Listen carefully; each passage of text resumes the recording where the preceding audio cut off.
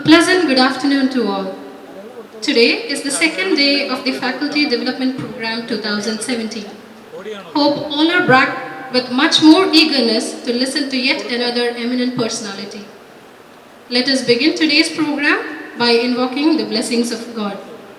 I request our chief guest, Shri Harish Shivaramakrishnan, Campus Director Brahmachari Sudeep, Principal Amrita School of Engineering Dr. S.N. Jodi, and Principal Amrita School of Arts and Sciences Dr. V.M. Nandakumaran to light the lamp and to occupy the seats on the dais.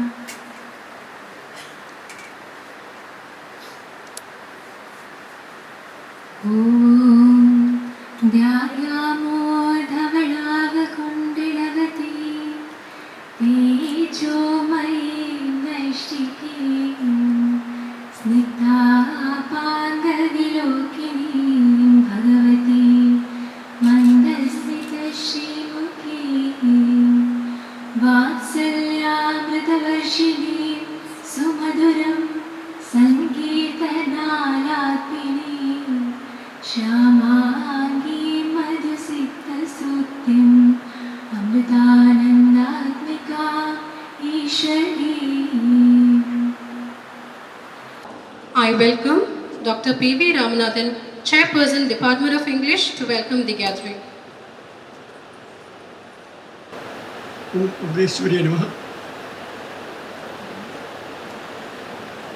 I am happy to welcome Mr. Harish Shivaramakrishnan to our midst and to the AmritaPuri campus.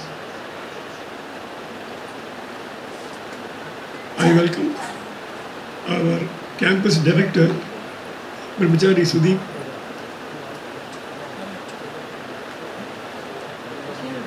the principals, Dr. Jyoti and Dr. Nandakumaran, and everyone in the audience to enjoy this session. Om Namaskar.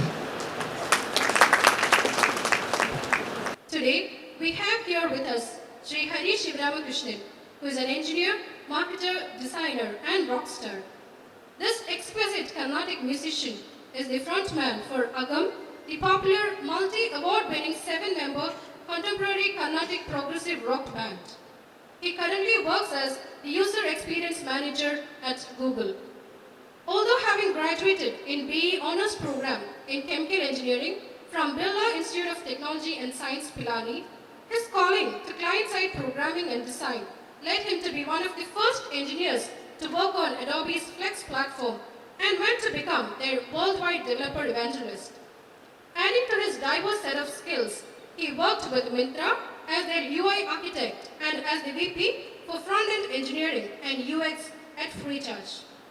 He was also the VP of design for Snapdeal, the largest online marketplace in India. Time is in your mind. When you have a memory, harmony and equilibrium about what you do, every minute is worth more, says Shri Harish. With much privilege and delight, I welcome Shri Harish Shivaramakrishnan to address the audience.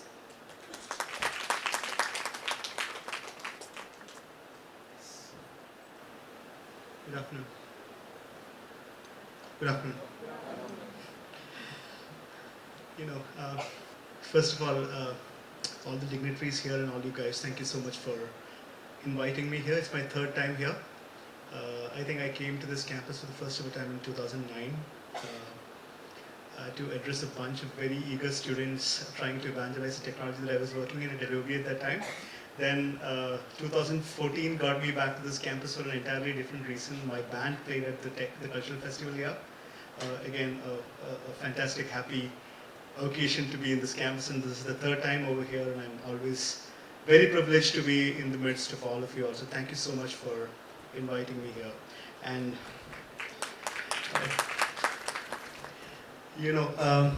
I sometimes wonder, I was like, when Mr. Binu called me and said you should probably come and address a gathering of the faculty, professors, and teaching staff of this esteemed university, I was like thinking, how am I going to do in the august company of so many people who are actually so ahead in the curve of academic line? And I just was thinking, like, when 16, 17 years ago when I was in a college, I would actually run in the opposite direction. When there's a congregation of teachers, I am pretty much seen running away because I was potentially worried that I will stand exposed in terms of who I was. So I'm just thinking, what will I talk today?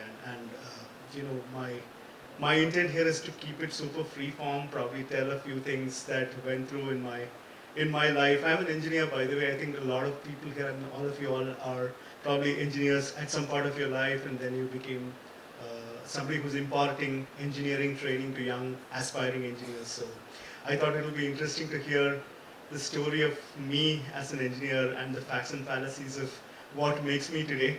And thank you so much for the very kind introduction. Introductions can sometimes be very misleading, and I will try to demystify how some of what is mentioned about me is sort of not true. Some of that is true. I like that facade.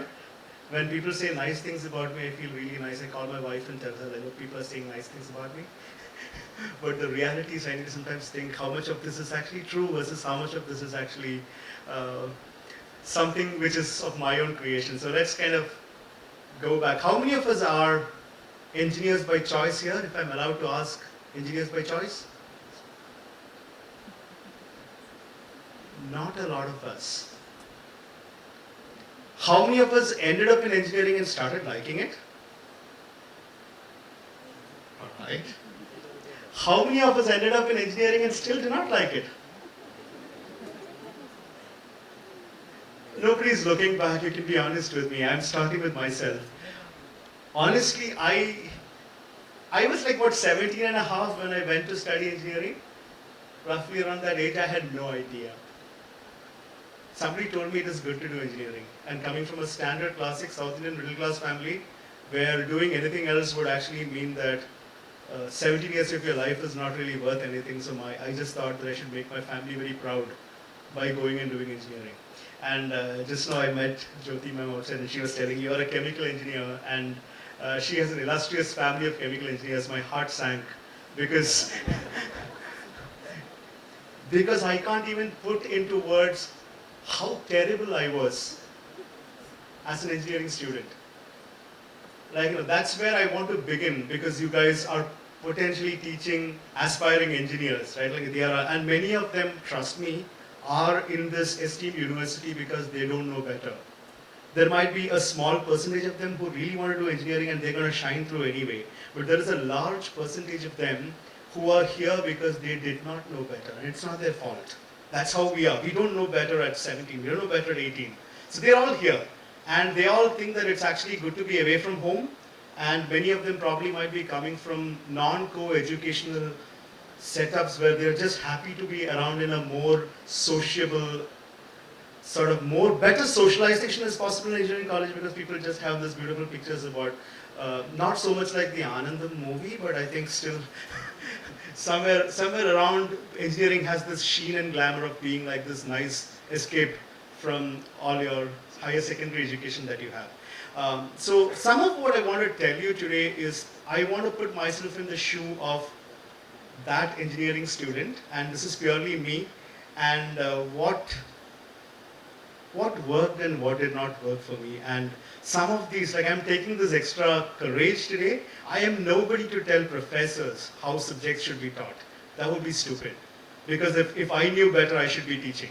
And clearly I'm not. So clearly you know better. But still there is a little bit of audacity that you get when you have a mic and you have been given a position to go and speak what you want to speak. So excuse me for that. I am going to say a few things that I thought would have been nice when I was in an engineering college. And my topic is about this whole pursuing your passion thingy. How many of you have heard that? A lot of your students might be saying, like, I want to pursue my passion. I'm a very passionate individual. I want to pursue my passion and do a few things. And let me ask you before I start, how many of you have gotten a chance to ask them what do they mean by that? Anyone? You have. I have done that several times over, asking people, so you want to pursue your passion. What do you mean by that? And my experience, when I speak to 10 of them, all the 10 have an answer for that. But about 8 of them will have their answers changed every passing 6 months. Because what you're passionate about at a certain point in time in your life changes to something else, and then changes to something else, and then changes to something else. So the problem with the benefit of that is that you're flexible. You're kind of thinking, what else can you do? The problem with the passion fixation, as I call it, I have been managing people for the last 11 years right now in various jobs, and I always meet very young engineers. I hire them from universities like yours, like high top-end universities from here, and they all come with this raw, fresh energy, like I'm passionate, I want to change the world. It's a little bit like teenage anger against the system. They all come in by thinking that everything is broken and I'm going to fix it. And many people have this attitude that my teachers taught me nothing, my college taught me nothing, the entire engineering education taught me nothing, but hey, look at me. I am still so successful. I made my job in Adobe, I made a job in Google, or I am in this esteemed company. I mean, I'm sure, let me just validate that. You have heard that, right? Everybody kind of coming back and telling, oh, this whatever I gained from college was that we had this great cultural festival. I made some great friends. Some of them would say the labs were great. But net people would actually say that the college education didn't give me anything.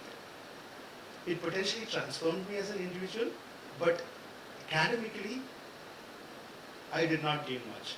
So the reason why I'm saying this is, I have said this several times over. I went to Bijpilani, Rajasthan, studied chemical engineering. My aptitude was next to zero in chemical engineering. You need aptitude to study engineering. So my aptitude was terrible. I still can't make much sense out of thermodynamics. I mean, I still can't. And mass transfer operations scares me.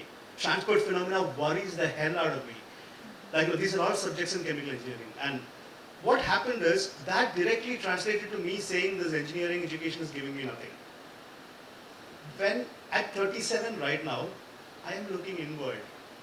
Was it really the college that did not give me anything, or was it my lack of aptitude that translated into something that I could not gather? What would be the right answer? Can somebody tell me from the audience? Was it really the college that did not impart you, or was it your lack of aptitude? Anyone? How many of us think it is the college?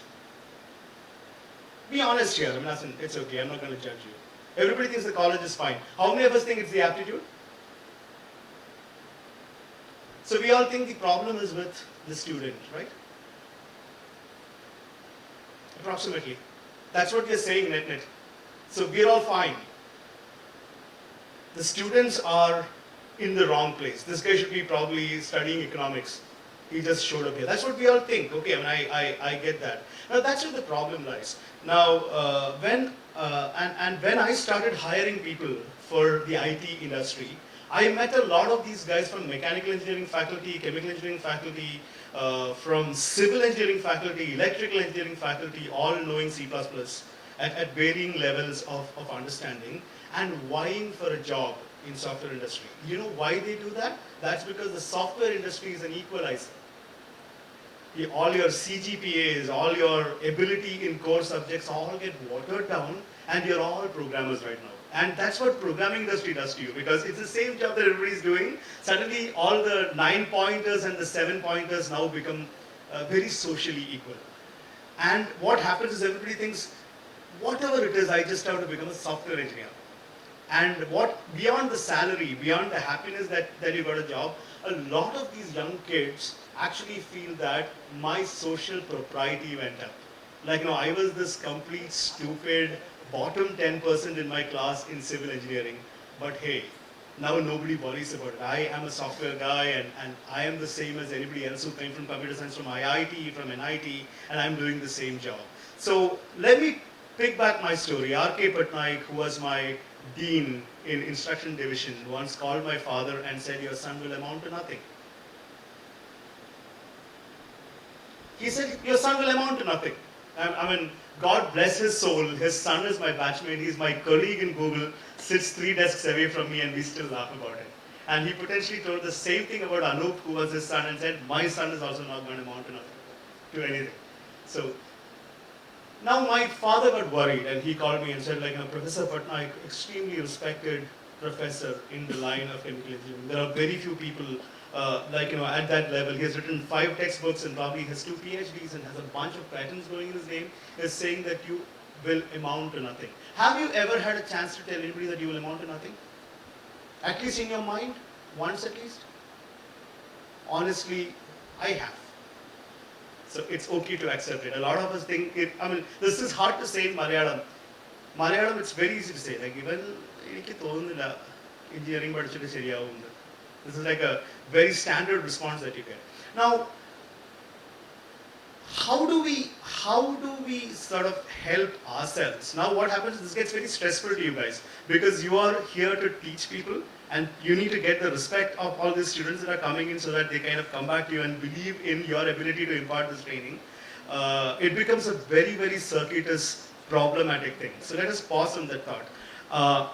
How many of you feel that more than anything, the students should have the trust and confidence in each one of you as teachers that you can impart something? Is that important for your jobs? Isn't that the number one thing in your job? More than anything, than the grades that they make, than anything that they do, the fact that you are their teacher and they feel that they are in safe hands by learning this subject from you. Wouldn't that matter the most, more than the PhDs that you guys are doing or the next step that you make? Trust me, as a mentor, I have mentored tons of, I'm not qualified enough to be a teacher, but I have mentored tons of people, and the biggest thing that mattered to me throughout my career was that people think that they are in safe hands with me. Now let me just elaborate on that. How many of you have felt that despite doing enough, despite doing everything, and trust me, anybody that takes teaching as a vocation pretty much feels up to somebody that is learning from you, otherwise you will not be here. I think you would have left in like 1 month, 2 months, at best 3 months. If you have stuck around for longer, that means there is some calling to be a teacher, some calling to be a researcher, somebody who is imparting. How many times have you felt that what you're doing is thankless? Nobody cares? Come on, I want to know. I have felt that several times. You all feel very fulfilled at Amrita? You do? Sirs, all very happy? Feel very fulfilled? All your students are very happy with what you guys are imparting? Then that's a great start point for me to say, make my next point. Yes, so let's assume that everybody that you're teaching is actually very fulfilled by you. Now let me ask this question. How many of these people are you allowing to do what they want to do? Somebody came up to you and said, "I don't want to do XYZ ABC that you're teaching. I want to do ABC 1, 2, 3. How many of you actually, from the word go, say that, "Hey, that's a great idea. I am on your side. Go ahead and do it"? Has anybody said that ever? If you have said that, pat yourselves in the back. But if you have not, it is fine, because it is not a very natural thing to say. My daughter is 5.5 years old, and if she says something unconventional at that age, I get worried. Like, I'm a natural parent, and I feel that why is she saying this? She should be probably doing something which I believe is conventional. So, how many of you feel that if I had a chance, I would have done something different? Come on, this you have to answer, because otherwise it doesn't make sense. If I had a chance, I would have done something different. Anybody here feels that way? If I was given a second chance, I would have done something else? Sirs? Yes, there are a few hands, but largely very contented audience, so I'm super impressed, but I was not like you. If I had a chance right now to fix 15 years of my life, you have no idea what I would have wanted to do. Whatever I'm doing right now are all commercial compulsions. Home loan, paying up the car loan, making sure that my aunt tells that her sister's son has done well. It's very common, right? In South Indian families, like, when your relatives come, there is some card that you need to take and flash of bragging rights Like, look at my son, he has done so well. So I am working very hard for that. And I am working on so many compulsions. So from this audience, I feel that there is no compulsion. I think that actually impresses me beyond belief. That many of you all are here because there is no driving compulsion. So let me speak for myself. I have incredible amount of compulsion for what I'm doing. Including this. I want to walk out from here as if this was a fantastic day. I want 10, 15 of you to actually come and walk up to me and say that. Don't do that, but I'm just saying. 10, 15 of you to come and walk up to me and say like, oh, I had a good time. See, I have that insecurity in me. I am under the hood an extremely insecure person. And if, from what I understand, you guys are significantly more secure than me, so I should be actually sitting over there and should have listened to some of you all because my insecurity is through the sky. And that insecurity is what is driving me to do everything that I'm doing. So, somebody just mentioned what was that? Engineer, rockstar, techie, designer. No. This is not because I am passionate about 5 things. I'm actually not. Trust me, I'm not passionate about many of these things, including music. If I had to continuously do music for 5 days, it will get to my nerves. I will get frustrated because it is very hard to do music for 5 days. I mean, I just finished a movie recording just before I came over here. If I had to do that every single day, by this time I would have far lesser hair and far lesser mental equipment because you cannot do music for 5 days. If I had to do design like my music, where I get paid very less and quote unquote passion is what is driving me, it will become very hard. So what I'm trying to say is, I don't like doing many things. So there is this myth about pursuing your passion and excelling in 5 different things. I want to say that it's actually one of those biggest highly marketed myths. And I have marketed that to the hilt to make sure that I get a gig like this. So it's nothing but marketing, quote unquote marketing. You kind of keep on telling that I'm doing 5 different things together. Hey, look at me, I'm so awesome. 10 people start saying you're awesome and then becomes 15, 20, 30, 100. And then it suddenly gets established that, oh, what a multitasking genius. Honestly, I am an insecure fool. Have you ever imagined that today is a working day? Does it occur to you? It is a working day. I should be working today. What's happening is, whatever I'm supposed to do at office, I'm not doing today. What that means is, I will do that some other day. And when I am doing that some other day, clearly something that I was supposed to do that day is not happening. Correct? So, don't you think there is no such thing called multitasking? There is no such thing. You make adjustments. It's almost like how you take debt from people. You know how, anybody that owns credit cards here? Credit cards, anyone? Do you know how balance transfer works? Nobody knows how balance transfer works? You're not power users of credit cards, I would imagine. So balance transfer works like this. You have 2 credit cards. You spend full balance on that credit card. Then you transfer the entire available credit from one credit card to the other, so that now you have the other credit card to swipe. By the time that gets over, you transfer from this. This is what I do. This is exactly what I do. What I do is, today I am at Amrita University, speaking about things that I want to speak, pretty much. Trying to drive a point, but at the same time there are a bunch of things that's pending on me. I will do that some other day, and I will push that to some other day. Basically, I procrastinate. Something that you teach people to not to do. You would have all told your students to not procrastinate. You would have told that to yourselves to not procrastinate. But procrastinating has taught me one thing, and that one thing that I wanted to tell you, like, if you all believe that it is worthwhile to bring a person from Bangalore and listen to his story, what you learn from procrastinating is that when you focus on multiple things, multiple focus areas as they believe, it could be science, it could be art, it could be music, what happens is you focus on that with all your grit and enthusiasm. You don't time bracket that. When I'm singing, I'm just singing. When I'm talking, I'm just talking. When I'm doing design, I'm just designing. When I'm coding, I'm only coding. Now what it taught me is that you suddenly become very effective in those buckets because you are not multitasking. You are actually uni-focused. You're actually focusing on one item at a time and doing a bloody damn good job at that. And that is one thing which I don't see in engineering students who want to pursue their passion. So many of them actually come and tell me that, oh, I am interested only in machine learning. It's a fad right now. I'm sure you're hearing that in your college as well. Everybody wants to do machine learning. And I have a small machine learning team that reports into me at Google. All these 19, 20-year-olds want to do machine learning. The problem is they want to do only machine learning. Unfortunately, I don't have a job for them. If you want to do only machine learning, you should start your own company and do only machine learning. Now there lies the next problem. Half of these people think that working for somebody else is stupid.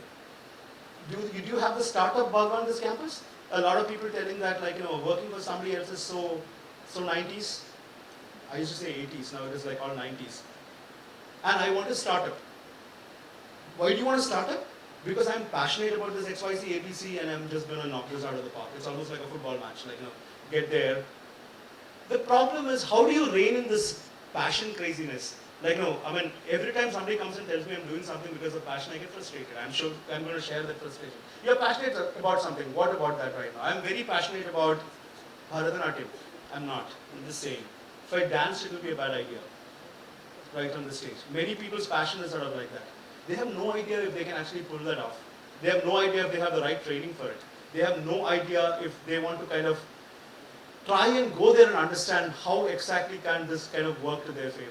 So I will lighten this out and I'll tell you one small little instance from my own life. It is from chemical engineering days, ma'am, just so you know. So I was very passionate about music in my third year.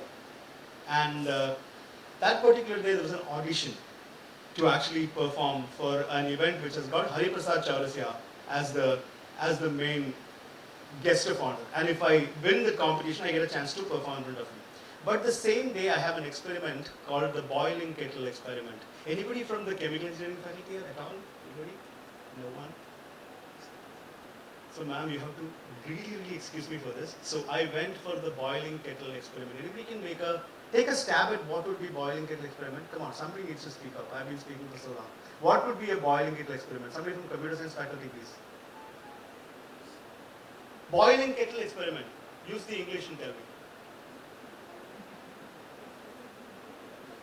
Let me help you. There is a kettle. You have water inside it. And you have to boil the water. For somebody with the emotional depth of me in chemical engineering, that's what it looked like. The professor called me, asked me to pour water into a kettle, light the filament, and watch the water boil. Even while you make tea, you don't do that. So I was standing next to the boiling kettle experiment all the way to see the water evaporating. So the water evaporates via the nozzle of the kettle, and approximately, I don't remember the time right now, and I still remember there were 2 girls in my group and another boy, and the girls were very attentive about it, and the 2 of us didn't have any idea about what was happening, so we kept asking them what's going on. But eventually the water did boil. That's what water does. And then my professor, I still remember, Professor Divyendu Shah, I still remember, came and explained what calculations I need to do. And I swear to God, after exhausting English alphabets and the Greek alphabets, there was a variable called AC in it together. So you have A, B, C, D, E, F all the way until Z. Then you have alpha, beta, theta, gamma. You understand what I'm trying to say? Can you imagine a formula where all the meta characters are exhausted and I have twin characters?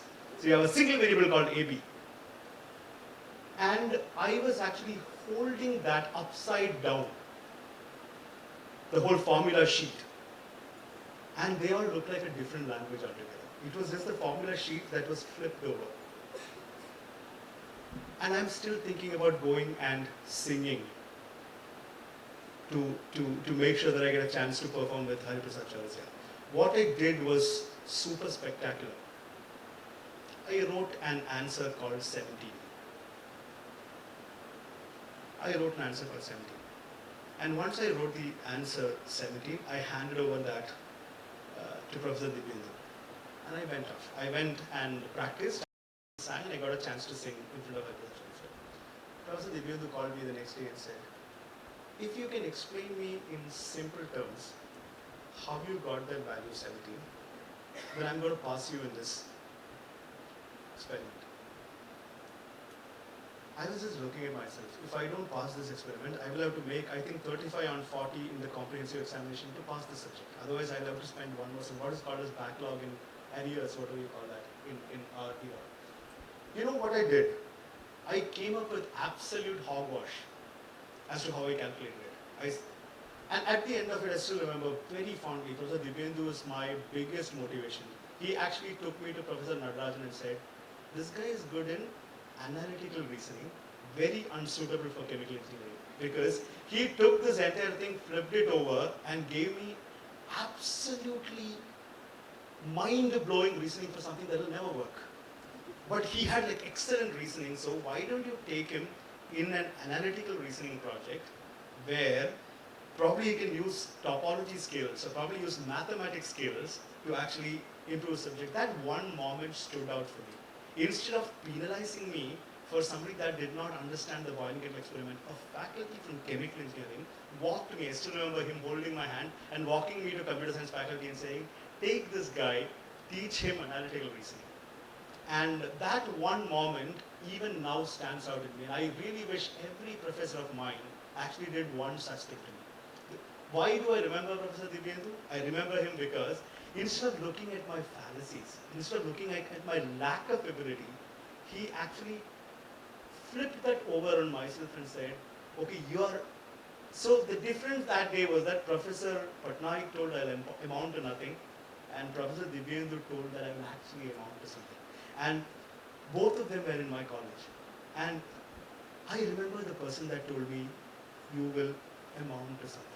And that amounting to something makes me stand over here. So I keep requesting everybody that teaches me today, even today, please find out what will I amount to. It's very easy for me to be told what will I not amount to, because that's very easy to identify. Like when somebody can't sing, I can easily tell that person you sing very badly. But how much effort are you putting to see, can he play an instrument? Or can he paint? Or probably can he be a music critic? How many times do we spend that time? And as in one of the learnings that I have, because I mentor a dozen startups right now, and I have this temptations to go and tell these startup founders that you will amount to nothing. Every single day they make so many mistakes. It's very easy for me to walk up to them and say, you're doing it all wrongly and you'll amount to nothing. And one of the things I'm doing every single day is to find out what will they amount to. And trust me, everybody that I'm mentoring is benefiting from that. So that's one learning that I have. I really wanted to tell this to you people because next time when somebody walks up to you and you realize that he's doing pretty badly, maybe spend 5 extra minutes. I'm very sure a college like this, you're already doing it, but I do meet people who don't do it. But if you're already doing it, please give yourself a big hand. You're doing it fantastically well. But if you are probably not doing it even at a percentage, that would be fantastic. Now the second point is, what is in it for you to do that? I am a teacher of computer science. Why do I have to go and find somebody's aptitude in, let's say, operations research? Is that even my job? So Professor Rahul Banerjee was like that. Rahul Banerjee used to teach me networking. And he had zero interest in structural programming. Like I had a lot of interest in actually doing C++ programming. He was at assembly language level and he didn't really care. So half the time he would say that if you come for a networking course, I don't want to know what you're good at. Either you're good at this or you're not good at this. So one of the things I learned from him was that sometimes it just needs you to open your eyes to try and see that if somebody is not good at your subject, try and identify what you will potentially good at and drive him that way. And drive him or her that way, that's going to really help. The fourth point I want to make today, which is the most pertinent point, is how do you guys want to manage your lives? Like how many ongoing PhDs here? Like doing PhDs here? Life is hard, right? Supervisors are harder. Life is hard with PhD. Life is extremely hard with PhD, with having to complete research and also sort of. So PhDs are apex multitaskers, apparently. Don't you guys all believe that you're multitasking right now? You are probably doing your PhD, you're also teaching, you're probably doing some bit of lab research, you're probably doing some bit of extra mentoring, you probably have your own focus group. So you're all multitasking in that sense, in a much better or much more evolved fashion than you are. Let me ask this question to aspiring PhDs. Doesn't that frustrate you that you're not doing even one thing well? My wife is actually undergoing her PhD. She just feels that she's not even doing one thing right. She thinks that she's completely blowing her PhD. She feels that she's not around for my daughter. She feels that she's not around for me and my family. She feels that she has no life because all she is doing is one of these activities. And fourth thing, she just feels that this is never going to end. I started my PhD thinking it will end in 3 years. Now it's been 4 years, now it's been 5 years. And my supervisor is becoming harder and harder and harder and harder on me. And sometimes they even feel that the supervisor is just artificially making it super hard for you. Like, we just don't want to give you this PhD. My wife says this all the time. Like, I'm just not going to make it. So one of the things that I want to ask is like, how do you guys come out of this frustration? Like, how do you guys come out of this and actually be successful at each one of these things? How many of you want to take a PhD and be like a really bad teacher? Nobody, right? How many of you want to be like a really good teacher and like really run your PhD for like 10 years? Nobody. How many of you want to be like PhD and a teacher that nobody attends? There were several PhDs in my college who were like that. And in my college, you could attend any professor's class. It's like a timetable structure. They were mediocre. Like they were like average teachers, average PhDs. Like they are running. Nobody goes to the class. Everybody wants absolute rock stars to teach them. But when you're an absolute rock star teacher, you don't have time to do your PhD. So those guys are running their PhD for like 10 odd years. So one of the things that I learned when I started my band and when I became a father and then I became a worldwide evangelist for Adobe. These are like really pressing situations. I had to travel abroad for 162 days a year. And I had a 1-month-old baby. And I had to perform with my band, completely unknown band at that time. Not that we are probably bringing the ceiling down right now, but virtually unknown band at that point in time. It was a revelation for me as to how do I come out of this trap, because as a father, every single day in my child's life was going behind me, because I have a small child and she is growing and nobody's going to stop that, and the child is going to continue growing. So one of the things that I learned is when you do something, just have an outcome from it. A lot of times the outcome becomes an obvious thing. We all believe that the outcome of doing a PhD is getting a PhD, or the outcome of teaching is something, or outcome of being a musician is being a successful band. The problem is those outcomes will never come. Have I become a successful band right now? No. There are a dozen or more successful bands than my band is. Have I become the most successful designer in the world? No. There are at least a dozen or more better designers than me at Google and even Project Matter in India. So I have not really become the number one person in all this facet that I pursue. How many of you feel being average is bad? Hello. Nobody. Is being average good? I want hands up, please. Everybody's sleeping. Being average is good? What is the difference between being average and being mediocre? Hello. Anyone? In English, they sort of mean the same thing. In certain ways. In certain ways, not. In pure English, they don't mean the same thing. But it's almost interchangeably used. Average person, mediocre person. Anybody knows? I want one person to say it. Who is average, who is mediocre? No one? Anybody who believes they are mediocre here? In all honesty? Anybody that's average here? Come on, man. You know, averages rule the world. How many supernaturally talented people have made a difference to this world? No one. Have you ever checked the person that drives you from your home to the place that you need to go? Every time that you get into a train, have you measured that person's IQ? Every time that you get into a plane, do you measure that person's IQ? No. Correct? No, we don't. Every time somebody does something, somebody that brings you milk, we take him for granted, right? We are all this opinionated people. Somebody that brings you milk is like a low person from intellectual capacity for you, right? Have you ever thought that can you do that job really well? The guy who delivers paper, have you measured his IQ? The problem is IQ is an overrated metric. If this world was filled with like sophist kind of people, right?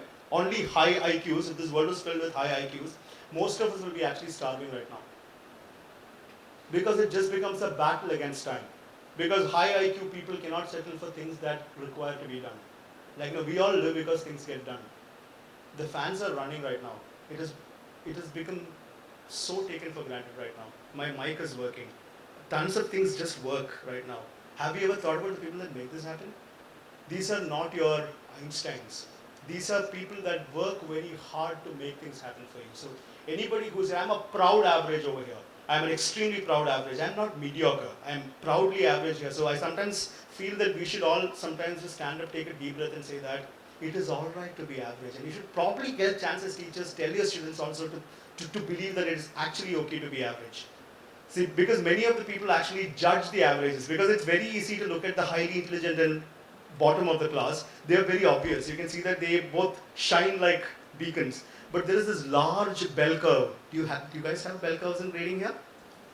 The guys who make C's, the people who make C's, the problem is they run this world, to be very honest. Like, no, the people, and most of the time the people that make C's are the ones that actually get neither. The ones who are at the bottom, no, they are at such a bad place, they'll probably learn something. The ones that are really good, they're already on their way. The average is just toil. The point is, the averages never get what they require because we don't support them. Like, you are the quintessential middle bencher in the class. You don't create any problems in the class and you're always making your average. I was that guy.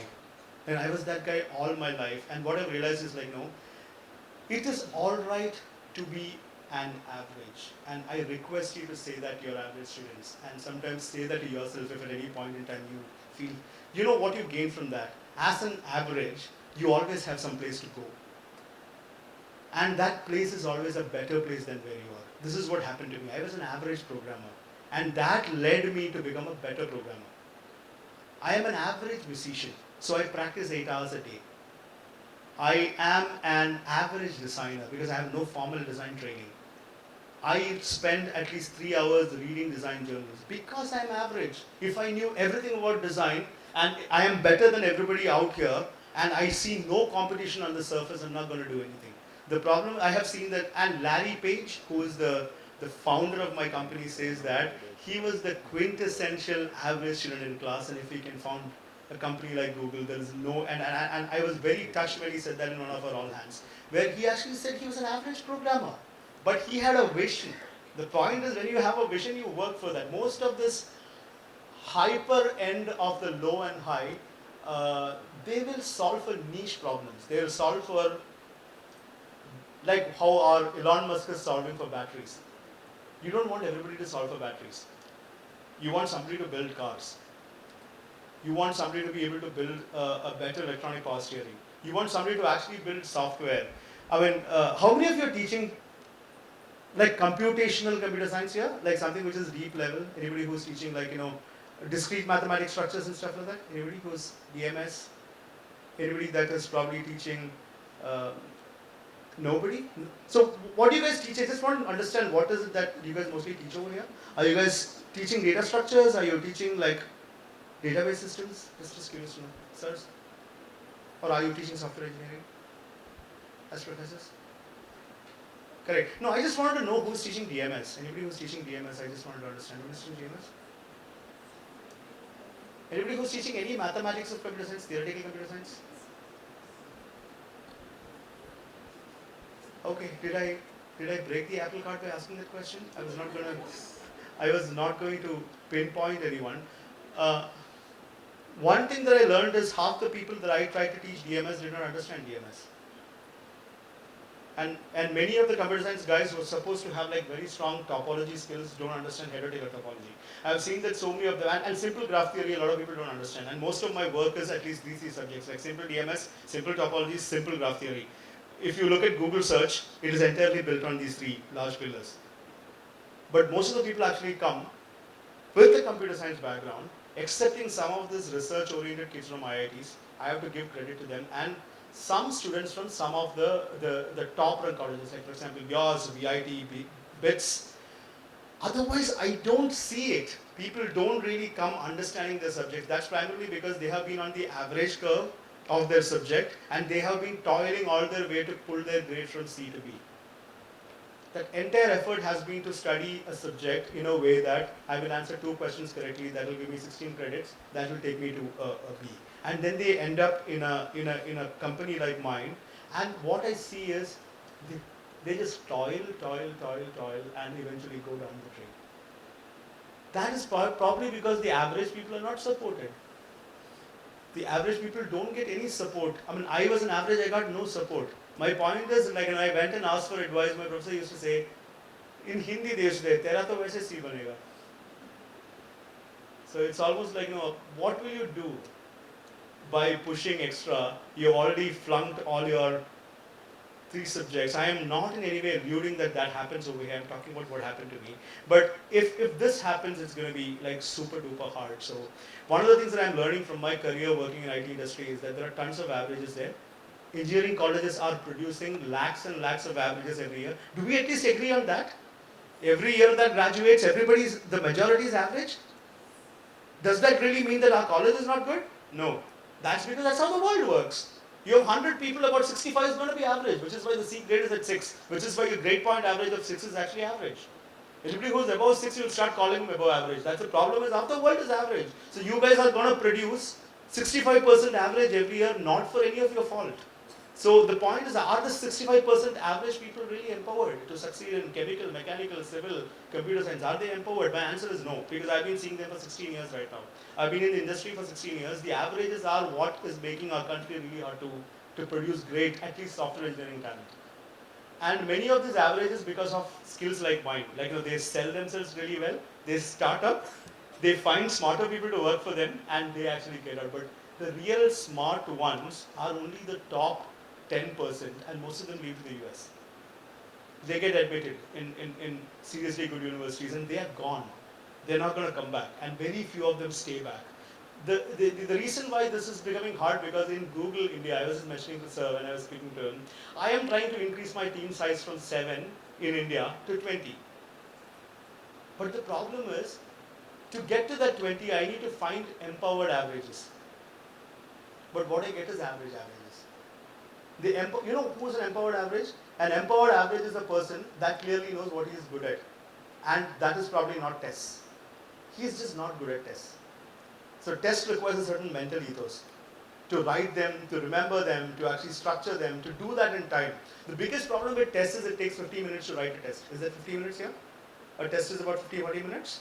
And you have 3 questions or something like that. The biggest problem is the smartest of engineers I know can't do anything time bound. So almost all examination structures are time bounded. So almost all engineering problems are not time bounded. If you asked Elon Musk to build a self-driving car in a time bound fashion, that car is going to crash. So the problem is, if we are time bound, especially averages struggle with time bounding, because the intelligent ones know how to time bound themselves. The high IQ ones know how to significantly time bound themselves. The averages don't.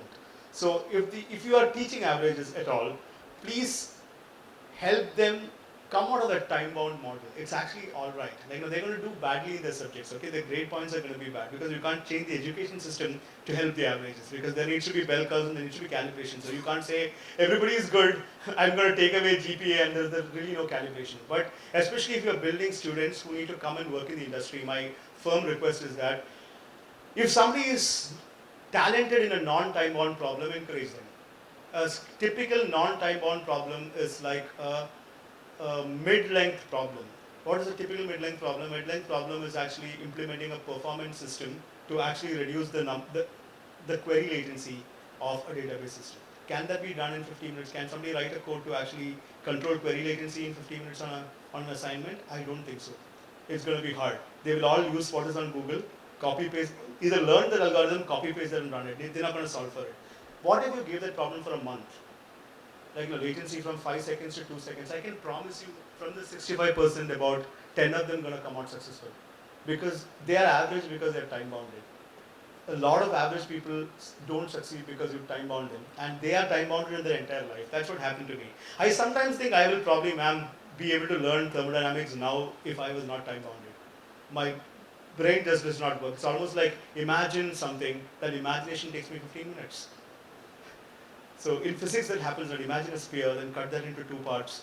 Like, you are imagining this stuff. A lot of people's brain kind of gets stuck right at the mental plane. So it's kind of important to help those people.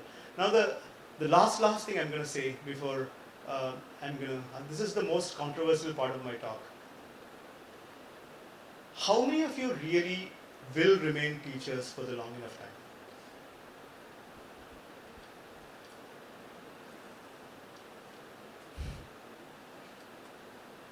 And that is because you're passionate about teaching? Is that why it is? Even if you don't succeed as a teacher, it's alright? You will still teach. You'll succeed. That's awesome to hear. But hypothetically, if you don't succeed, is that still okay? Hypothetically. You'll try. No. I need to get like this is like more like an engineer's answer. Like every problem has to be answered in binary. Eventually, if you can't answer a problem in binary, you're not answering it.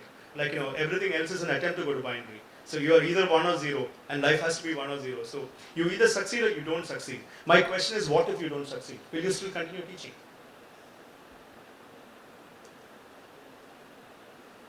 I want to at least get a question back for this. There's a very pertinent question you can ask to break this argument.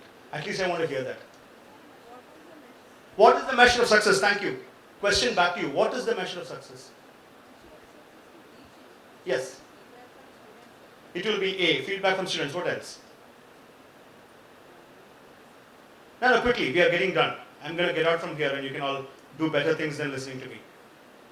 Sirs, this side. They have been answering. What? Mental satisfaction. Fantastic. Thank you, sir. I'm really glad you said that. Number 3. There should be more.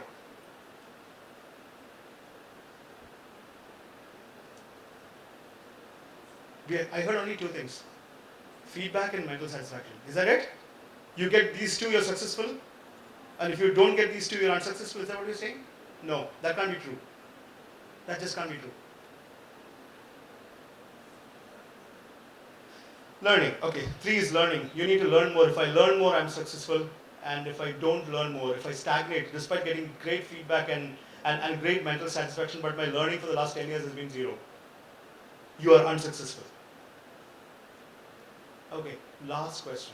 Be very honest, touch your heart.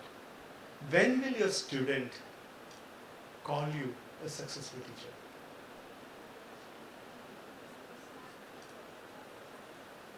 What is that moment of actualization for you? When you're able to make a change to their lives? That's what you said? That is you.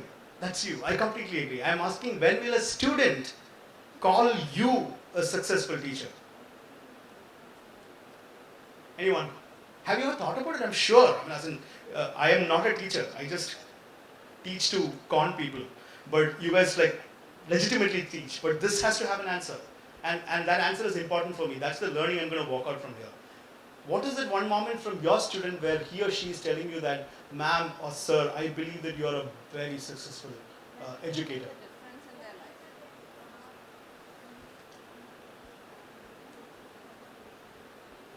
Right.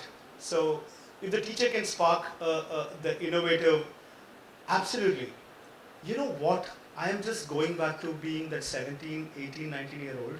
I have called like a couple of professors. Like if somebody who's following me on Facebook can see that professor likes all my pictures and he puts funny comments. His name is Dean Nattu Pilani. Go look for that. Everybody who's on my Facebook. I have walked up to him and I had tears in my eyes. And I walked up to him, and I still know I feel very emotional right now when I speak about Professor Natarajan. He is the one professor I walked up to at my 25th year. I had already started working and said that, sir, you are one hell of a teacher. And he asked me this question back. Harish, you have graduated 4 years ago. Not once when I was teaching you did you come and tell me that you are one hell of a teacher. Now, 4 years down the line, why did you suddenly come back and tell me that you are one hell of a teacher? My answer was everything that you mentioned, okay, all that not well. There was one thing in Professor Natarajan which is very hard to see, and I personally feel that students in this college are extremely fortunate because this is a university that stands up for some of these values, because I've had a chance to go to the Bangalore campus, to the Coimbatore campus, and also to this campus several times, and I am only proud to say this in a campus like this, because trust me, I go and speak at colleges and I speak to a multitude of professors, students. But one thing that I remember is Dr. Natarajan was an apex human being. He was somebody that actually believed beyond imparting. He did everything. He tried to spark creativity in me. He tried to push me really hard to do things. He tried to teach me everything. But there's one thing that he did. One thing that he did so well was that Dr. Natarajan called my father and said that your son is making very low grades in chemical engineering. He was the dean of chemical engineering faculty. And I was in my final year. He said, your son is making very low grades in chemical engineering. And I really doubted that he is actually going to be successful in chemical engineering. But I'm going to tell you one thing. Your son is going to at least make a mark in things that he believes in. And he does not know what that is. I just want you to take him home and ask those questions to him. And ask him what his real calling is. And till that point, my father was an upset man because I was breaking low grade points. That one thing that he did a 1 hour talk with my father and said that this is my assessment of this boy. He is still very young, he's 19 years old. This is my assessment of this boy. You go and probably tap onto 1, 2, 3, 4, 5, 6. Then he put me. So by the way, I got an admit in 3 universities for computer science with a CGPA of 6.1. That is because Dr. Natarajan worked out of his way to write recommendation letters for me to go and tell that please look at the work of this boy. Please look at what he's able to do. His grade point averages are bad. You know what? Why I call him the most successful teacher? That is because his eventual goal was to make me. Every time you make your students successful, they will remember you. Every time you impart something, because success is a very quantifiable measure, which is why we said, like, no, what is the measure for success? Success is a very quantifiable measure, which we all spoke about. Emotional satisfaction is one. Money is one. But it is a measure that everybody understands. I mean, wouldn't you all be happy to be successful? Is there anybody here? Unless you are, I am not that person, I'm very materialistic, and it is sort of crazy to say that in a place where Mata Abdullamai lives and blesses, but I am a materialistic person. I mean, I have not crossed over to that point of being somebody who is selfless and giving. I'm not. And majority of the people that you're working with are not. And that is the fact of this world. People are actually chasing success in some metric. Please help somebody be successful. One thing which I am doing every day today is to help somebody be successful. It's the same analogy. Teach somebody to fish. They're going to remember you that you taught them how to fish than giving that person fish. Like, you know, it's a very famous adage. Like, you know, feed a fish, the man will stay satisfied for one day. But you teach him to fish, he's not going to be hungry for the rest of his life. So one of the things that I am doing in my job is to make sure that I try to impart skills and knowledge to people that makes them intrinsically successful. And when I say this, it's very controversial, especially in colleges. I have gotten pulled up. I hope to see that here also by saying chasing success is a bad idea. Because typically intelligentsia, like, you know, people with high level of academics always tell me that you should chase excellence, should not chase success. I'm very sure a lot of you all here would actually say that back to me. Do not teach success as a metric, but I am just flipping it over because in today's world, success is a function of excellence because we have become so ruthlessly competitive. Anybody that is not having his eyes set on making a difference. Like, you know, it's almost like art. When I started making music for myself, I made good music. It was excellence. My father taught me to make excellent music, never compromise on anything. It touched no one. It remained in the bedroom of my house. Then I started doing what I do right now. I made music that touches people. Am I compromising on excellence? No. But is that excellence being questioned every single time because it's going to touch more people? Yes. If it is not touching people, any innovation that's not touching people will not take you that far. And honestly, unless you find people who are theoretic or research oriented in nature, which your 65% is not. Your 65% is always going to go and seek somebody that's going to make them successful, which is why they come to us. Like, otherwise they would have remained like you, because you guys are all seeking excellence. You guys did not choose PhD because you wanted to be successful. You guys are here because you are seeking excellence. But you are the cream. There are not many PhDs in this world. Like, if you take a large populace, people who do PhDs are less. But people who actually want to learn from PhDs and make a living are significantly more. And that's what I see every day. Like, you know, I see kids coming from Salem. I see kids coming from Erode. I see kids coming from like Mayiladurai or probably like, you know, Bharatampatti. They have people who are coming from these super remote interior Tamil Nadu, can speak only Tamil, can't speak a word of English. For him, Excellence is a function of success. If I am not enabling him to be successful, he's never going to excel. So I am just trying to help. And honestly, please also remember our privilege. I stand here with extreme amounts of privilege, and my privilege is making me say all these boisterous statements because I was born into a family which should give me good education, a family that could send me to the right kind of schools, give me tuition, send me to a good university. But you will also meet a people with a lot of lack of privilege, and the situation is so bad that you have to first make them successful. They will excel. Like somebody who comes from like Chinnar, from the tribal belt of Chinnar, please don't expect that kid to bring the ceiling down in first year of engineering. Or I have a kid called Altamash who joined my team in free charge. He came from this place called Tirupattur near Krishnagiri. He speaks a local dialect of Tamil. He can't even speak the chaste Tamil. Like that Tamil often gets made fun of because he speaks the village dialect. Today I'm very proud to say that that guy has 4 patents. And he's a contributor to W3C, still cannot speak English.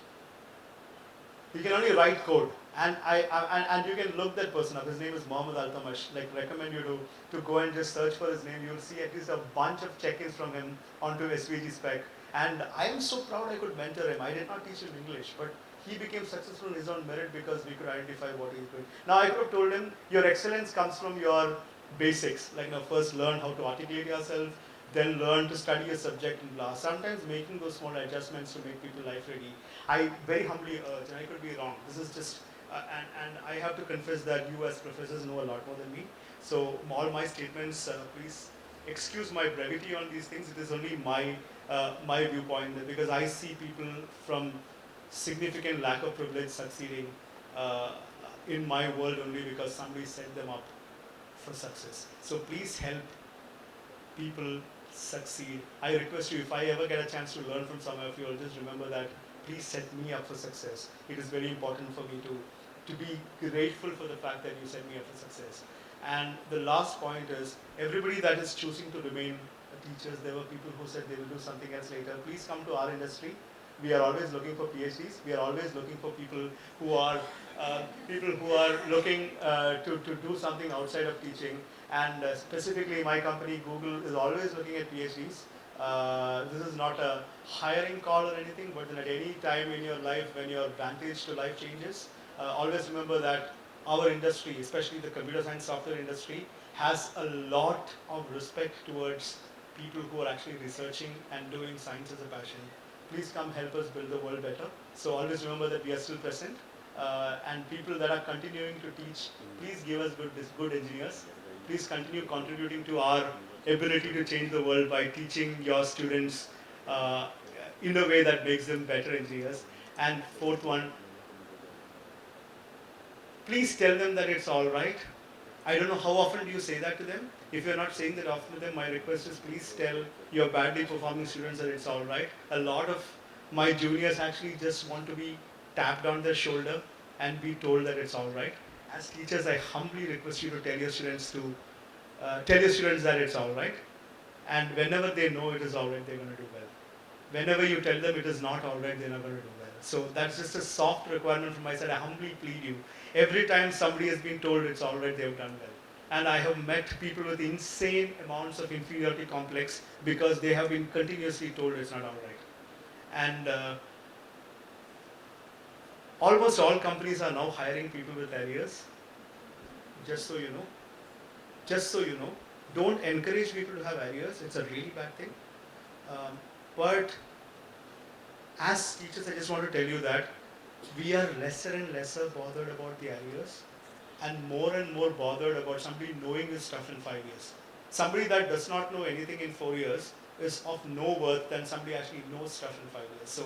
So please stop the backlog prejudice. I have seen kids come with abysmally low confidence because they are arrears candidates. They almost walk in by thinking nobody's going to hire me. So they say in Malayalam, Cheta back and they keep asking that in Malayalam. Like a lot of these people that I mentor, they ask me. I try to tell them that when you're my age, with longer hair and a peacock-colored beard, nobody cares, right? Like it's all even eventually. Like nobody cares about the backlog. It is what you make out of this. So please, I humbly request you. You are all big stakeholders. I don't believe there's any bigger stakeholders than the teaching fraternity in this country who can actually tell your students that it's all right. And every time I meet a student whose professor has told him or her it's all right, I feel extremely heartened. And the last point is, for the love of science, please come and help us learn. We don't see PhDs coming and talking at our campuses. We only see professors who have been talking for several years to come and talk at our campuses. Please come, young PhDs, people who are pursuing PhD right now, people who are doing more contemporary science. We want you all. So this is an open request, open invitation to anybody over here. I'm just an email away as a start point. If you are working on some interesting area, it could be machine learning, computer science, mathematics, statistics, please send me an email and tell us your learnings.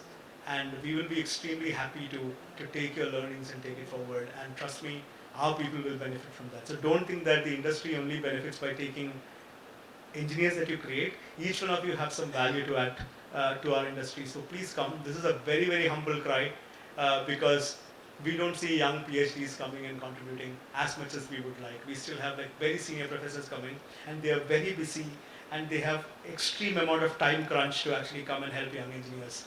And trust me, I have engineers in my team who haven't had a chance to learn under you.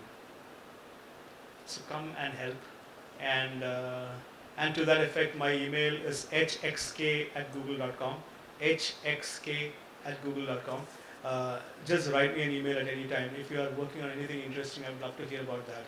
And would put you in touch with our research lab to gain from that. So that's one thing which I want to tell. With that, I am going to stop. And many a time when I used to attend sessions like this, the next thing I look forward to is actually leaving the room. But if anybody wants to be a little more than that and ask me questions, I'm here to answer questions.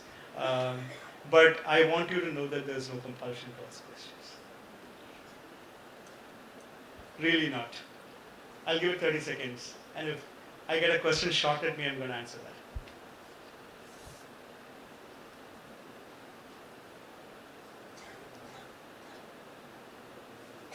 Yes, one person. Can somebody hand the mic over me? Sorry, can. If I spoke like this, can you hear me? Okay.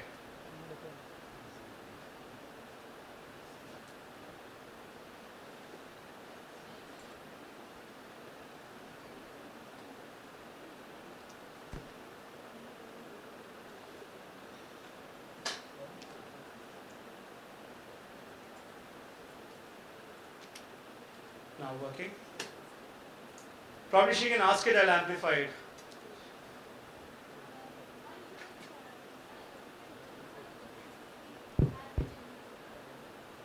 And you did, I'd like you to define average as well, because frankly speaking, you're not average.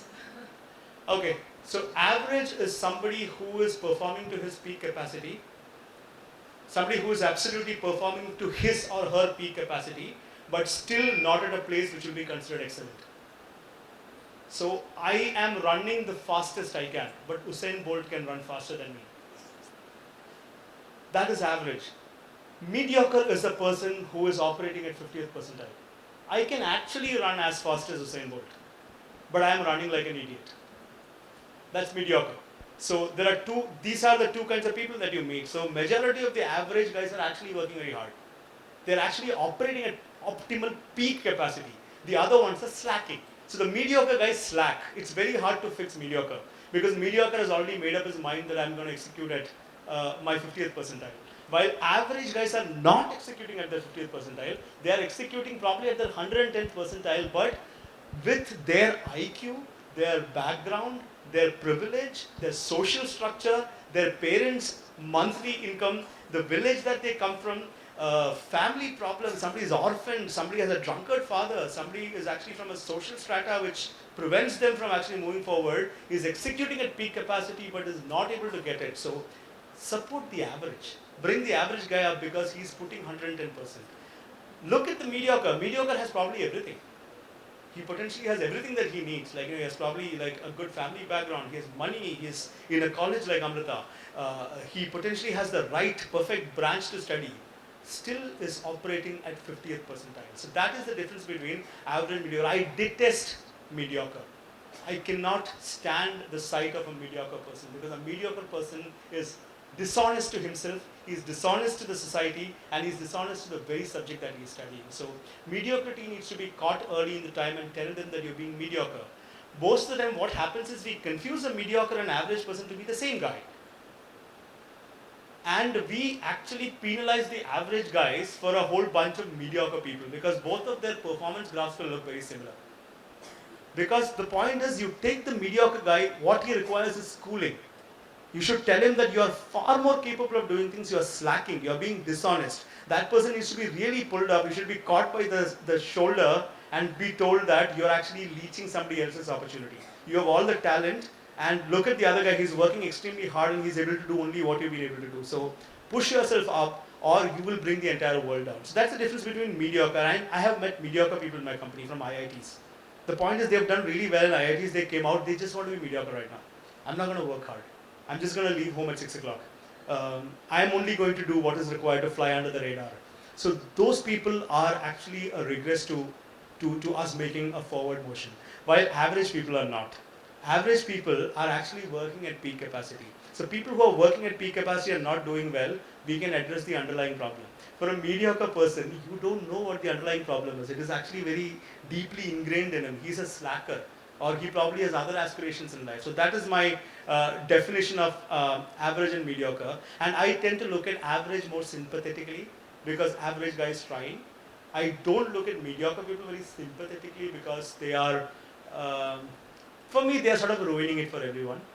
So I just want to make sure that they are pulled up and make sure that they are doing what they can ideally do. So, and to your point of me, you don't think me being average, let me go back and say that whenever somebody is successful from the optics, that person naturally feels like an absolute genius from the sky.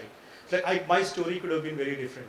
My story could have been entirely different had I landed differently. So I don't know how many of you believe in time and timing. Like, a rational brain should not speak about it, because in rational thinking, you are your own destiny, you change the course of your destiny. But somehow I believe time as a factor and your timing as a factor makes a lot of difference to you. I have to confess that I didn't get here because I was supernatural. I timed well. And one of the primary characteristics of mine was that I'm not afraid to fail. I went and joined Free Charge when he had exactly 2 crore rupees in bank. And what that would mean was that after 3 months I will not get a salary. And I did not. We ran out of money in 3 months when I started working for Free Charge. It is alright. My wife told that, okay, it is fine. We're going to live with just my salary. And we had to make lifestyle changes. I fought. The point is, that's just good timing. So you fight. You could have given up there. I could have given up and gone back to Adobe. They would have hired me back. There's no problem. Because I worked there for 10 years, I could have easily gone back. The point is, sometimes you have to do what you have to do, and that doing will actually help an average person like me to actually look like some sort of a genius. Trust me, I'm not. And I know a dozen people, at least in my immediate vicinity, who are monumentally more intelligent than me, and monumentally more capable than me, and sometimes less successful than me. Which is why this success as a metric is important. And why I am at certain places and they are not is because people tend to value the optics of success. Now, when you say that I have a successful band, I am at Google and rockstar, techie, blah blah, designer, whatever, tooth fairy, it is just a question of what optics did I build for myself. I built some great optics for myself, and I timed it well. That does not make me a more intelligent person. I can promise you that I'm not. So I want to kind of stick to the fact that in all humility, I am super duper average, and sometimes in certain facets below average. But which is what I'm trying to say. I, as an average, was nurtured well. My professors, my mentors, my seniors in office, they nurtured me well, to the extent that I did better than some of the super intelligent in my class, which is what the crux of my talk was. Like, if I was not nurtured, I'll be whatever. Maybe not worth anybody's time, like how Professor Patnaik told. But I was nurtured, luckily, and you have an opportunity right now to nurture like that. Go ahead, nurture. So many averages will evolve into people who are potentially like me. If you don't nurture them, they're not. Any other questions? Do you have any more questions? I hope not. No more questions? Cool, excellent. And thank you.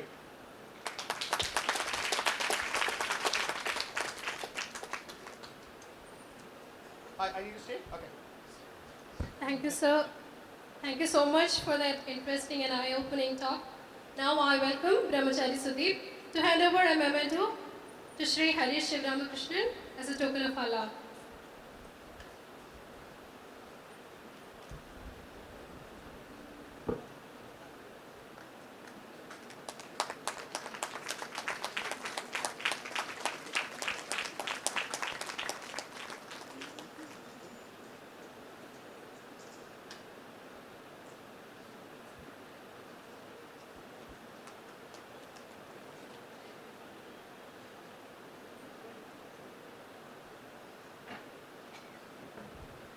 Check.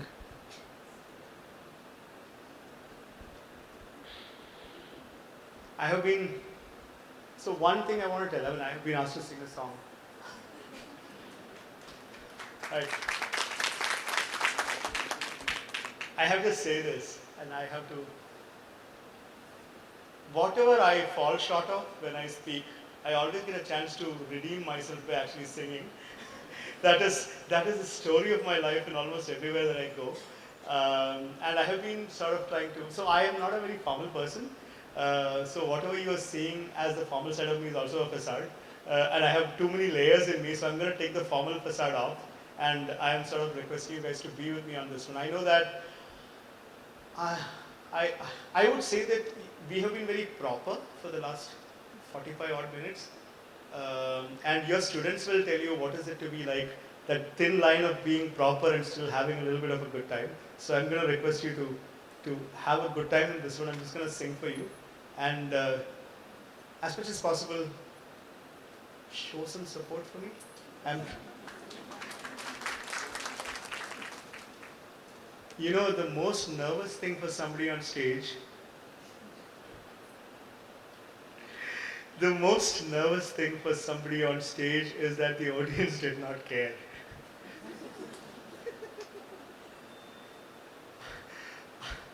I mean, you know, this guy was an incoherent fool.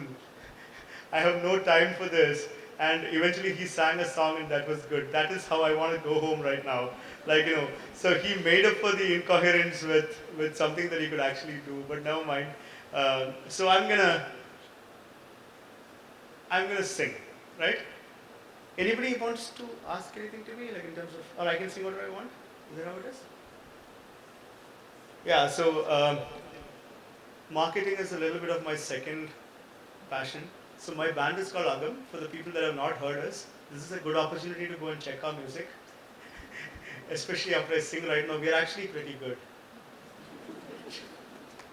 We are actually pretty good.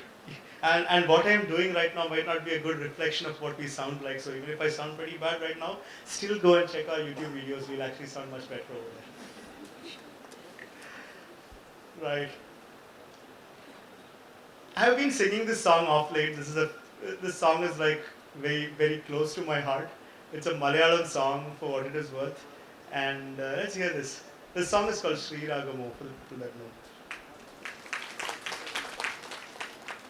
2 lines for you.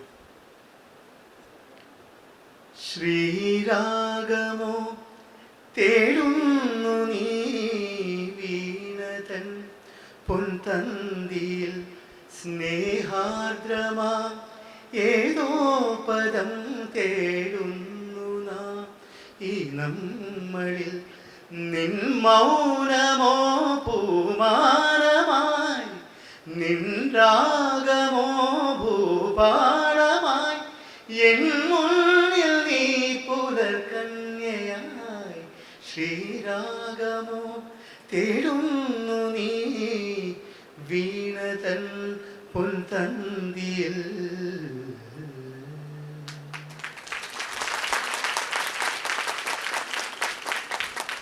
Maybe I should have just sung for 45 minutes, you know. This clearly seems like a good respite for you all. Thank you so much. Thank you so much. Yeah, on YouTube. It's called Agam. Check us. Tell your friends and family. And maybe next time when you have the festival, remember us. They'll be happy to come and play. Thank you so much. And sir, ma'am, Binu sir, everybody, thank you for putting up with me. And it has been an absolute honor. Absolute honor. And big respects and thank you to all of you. And hopefully we'll get another chance to come and be at this beautiful campus. And thank you so much. Thank you. Thank you, sir. Now I welcome Ms. Gayatri Narayanan of ECE to propose the word of thanks.